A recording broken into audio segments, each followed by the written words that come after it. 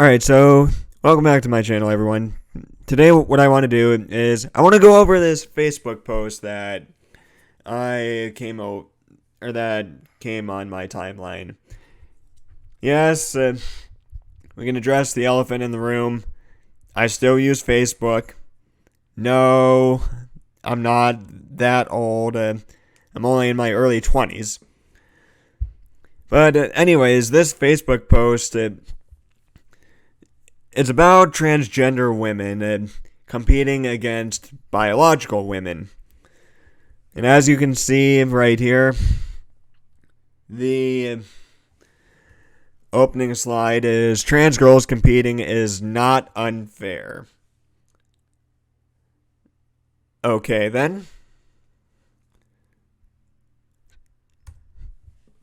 At least 25 U.S. states are proposing an anti-trans sports bills, most of which target trans girls.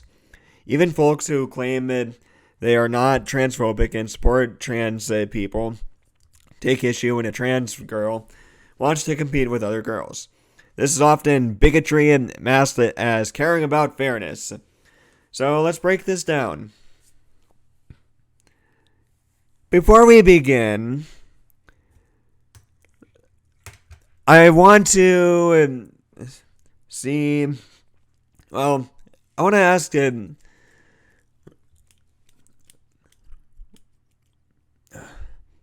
before we begin, I want to know, does this person understand the difference between female bodies and male bodies and testosterone levels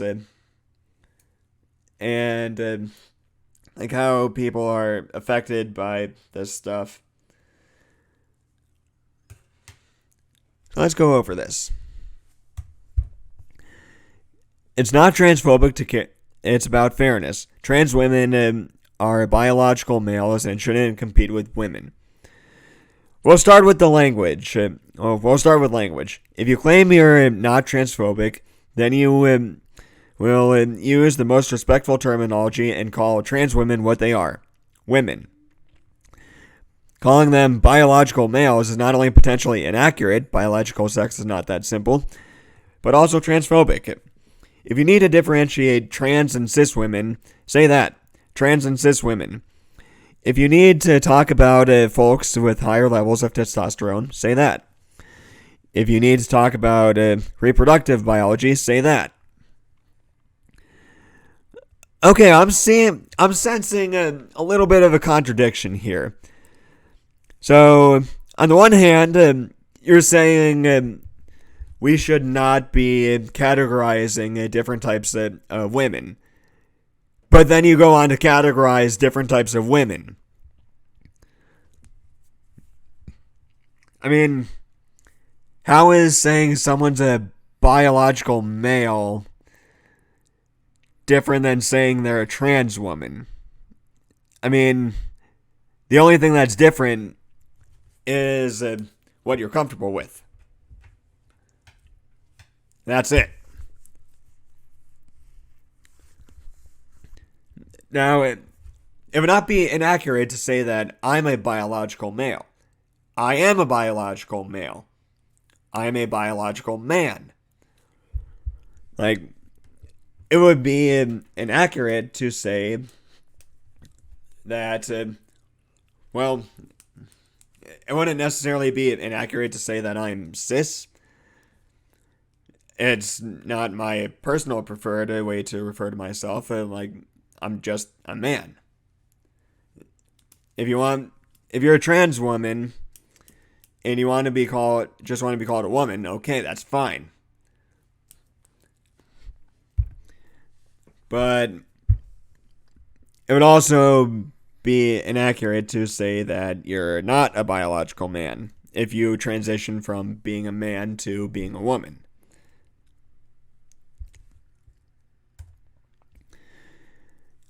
Excluding trans girls protects girls' sports. In order to exclude trans girls, there must be a method of verifying if someone is trans.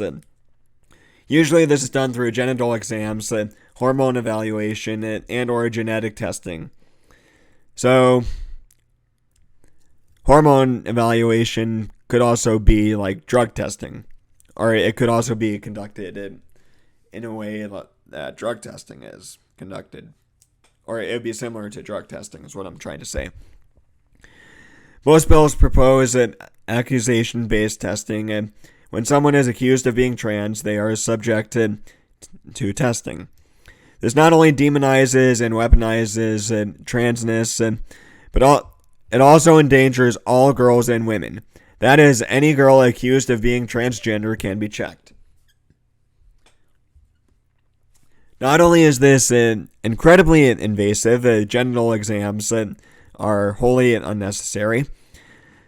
Having or not a penis has no effect on performance in sport. But it is also degrading to all women. That is, at what point is a girl good enough that she will then be accused of being transgender? How masculine can a girl be or look before she's accused of being transgender?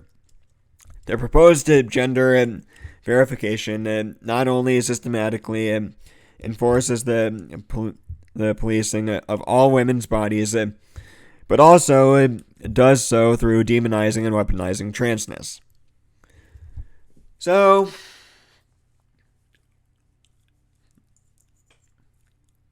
you know that things like drug testing can also be accusation-based. Not all of it is accusation-based, but some of it can be. So my question is how would it be that much different from drug testing? Like, just out of pure curiosity, how would it be that different from something that regularly occurs in sports?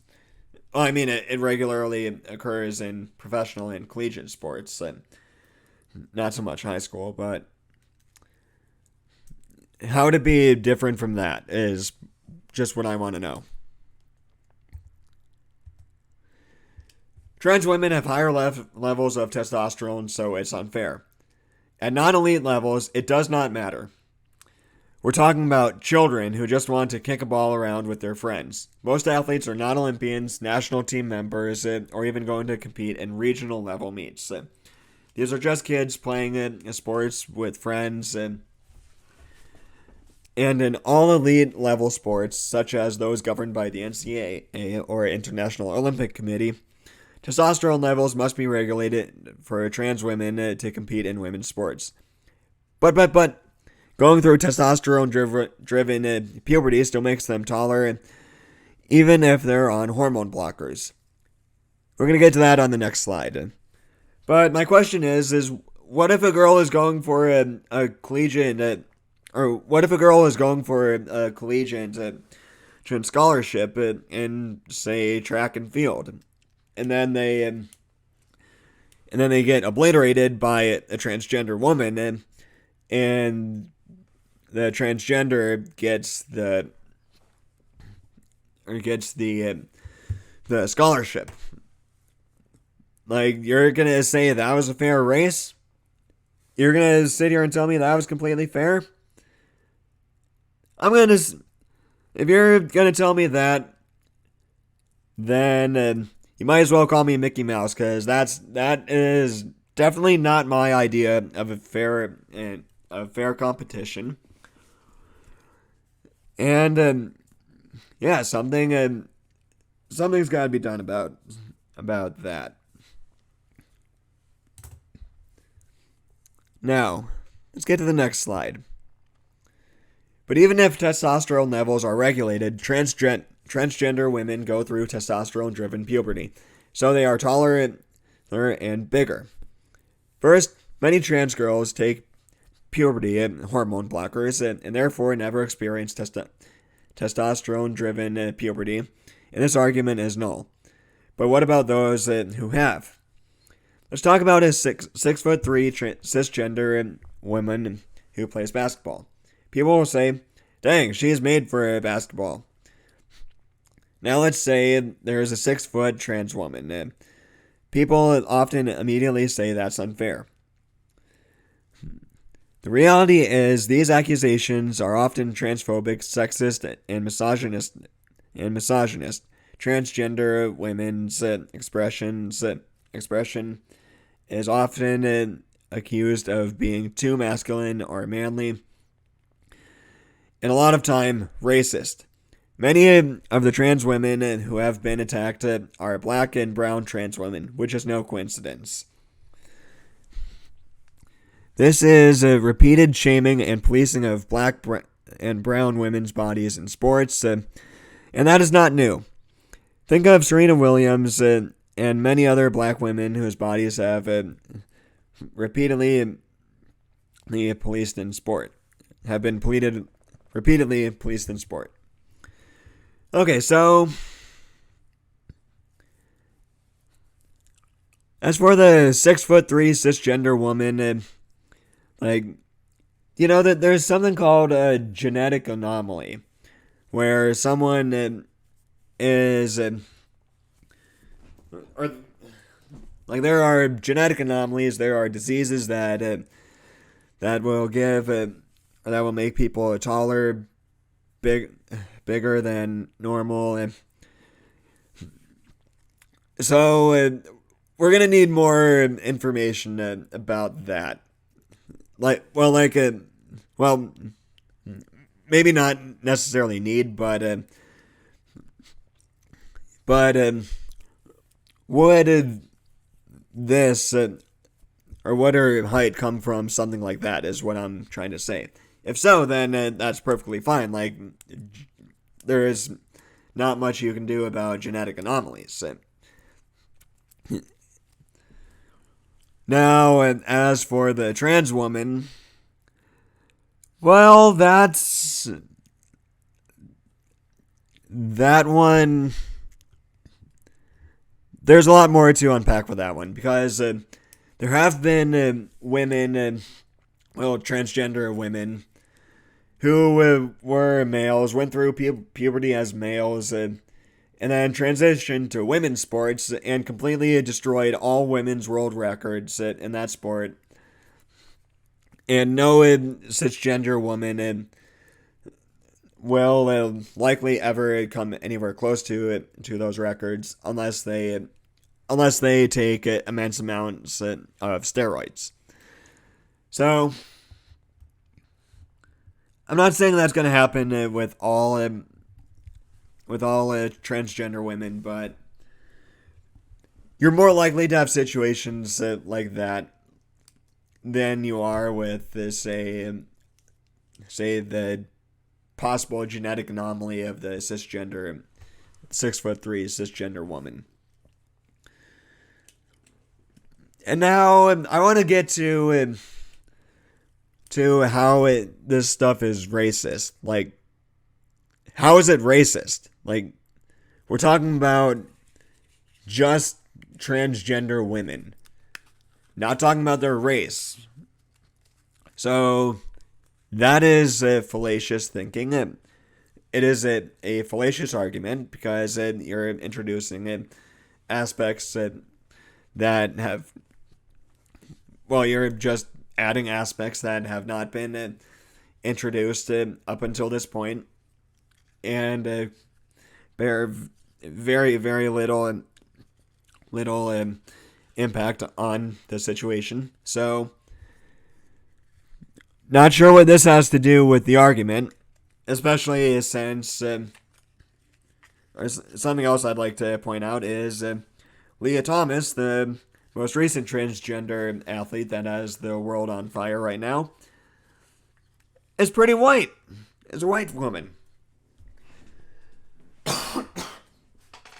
She's a white transgender woman.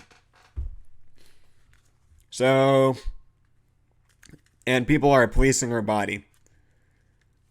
So, got any counter offers for that one? Trans women have unfair biological advantages. Don't forget that biological differences exist everywhere in sports. No two athletes' bodies look the same. No two cisgender women's bodies look the same, and they shouldn't have to. The shortest guy on my swim team was 5'6". The tallest guy was 6'7". That means the shortest guy was more than a foot shorter than the tallest guy. Is that height a biological advantage? Of course it is. But it's unfair and meriting but is it unfair and meriting of disqualification? Of course not. It's just a biological difference.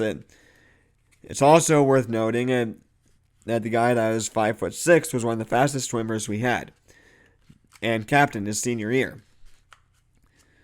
So yes, trans women absolutely can exhibit biological diversity, just like everyone else does. So, okay. Now, at what point does this become a disadvantage, or at what point does it become an advantage to you? Because, there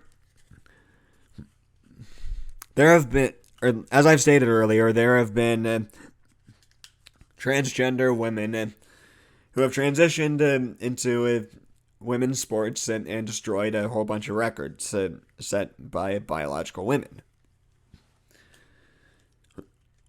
Now, how much, now,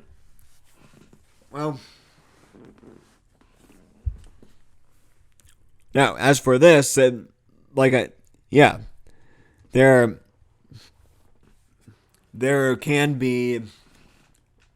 absolutely can be variation between players. I mean, take a look at, say, Jose Altuve on the Houston Astros. I mean, he's one of the shortest professional athletes that I've seen at all.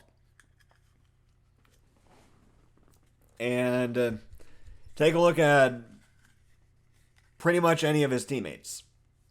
They're like a whole head and a half taller than Altuve is. But that being said, this goes to prove that anyone can be good and worthy of the sport they play. The only difference, or the main issue of contention, is the testosterone levels of the athletes, and for the record, that does go for men as well, because steroids, PEDs.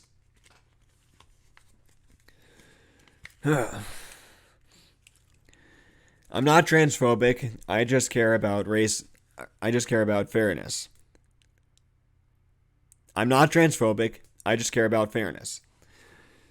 In the Women's Sports Foundation 2020 report, Chasing Equity, on barriers to sport for women, the inclusion of trans women is not mentioned once. Trans women do not threaten the fabric of women's sports. Excluding and attacking trans women does. That is, so many folks don't care about sports or fairness until a trans woman wants to play. And then suddenly they are massive sports fans. If folks truly want to bring fairness to the forefront, they'd fight against the main barrier to access for sports, socioeconomic disparity, often intertwined with systemic oppression such as racism. Again, enough with the fallacy, enough with the fallacious arguments. You're not going to do yourself any favors by bringing in pieces that have very, very little to do with the subject matter. All you're doing is making your argument look confused and disorganized. If you wanted to make your argument about how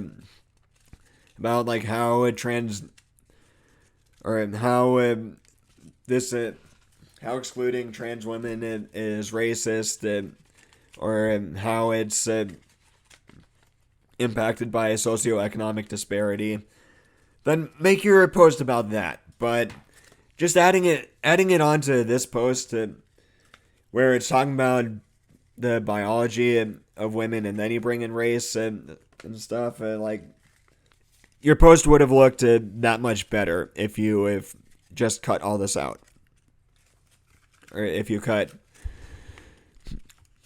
out the parts about race and socioeconomic disparity. Like it's distracting from the main point of your argument.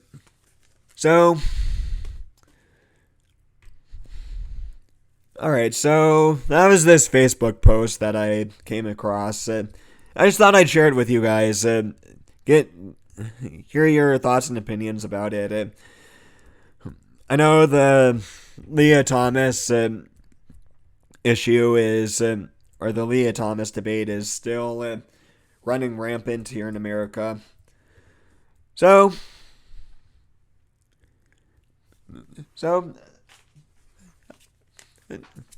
I thought that this would be a good post to review and to look at.